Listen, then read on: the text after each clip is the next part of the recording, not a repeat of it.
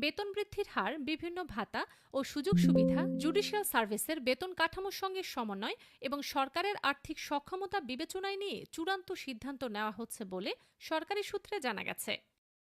সংশ্লিষ্ট সূত্র বলছে, এসব বিষয়ে দ্রুত নিষ্পত্তি করে সেপ্টেম্বরের প্রথম দিকেই নবম পে স্কেলের প্রস্তাব মন্ত্রিসভায় উপস্থাপনের প্রস্তুতি চলছে। মন্ত্রিসভায় অনুমোদনের পর প্রস্তাবটি আইন মন্ত্রণালয়ে ভোটিংয়ের জন্য পাঠানো হবে। আইনগত প্রক্রিয়া শেষ হলে সেপ্টেম্বরের দ্বিতীয় সপ্তাহে গেজেট প্রকাশের লক্ষ্য নির্ধারণ করা হয়েছে।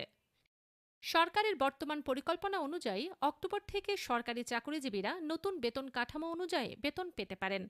তবে পে স্কেল কার্যকর ধরা হবে চলতি বছরের ১ জুলাই থেকে। ফলে জুলাই, আগস্ট ও সেপ্টেম্বর এই ৩ মাসের বেতন নতুন কাঠামোয় পুনর্নির্ধারণ করা হবে।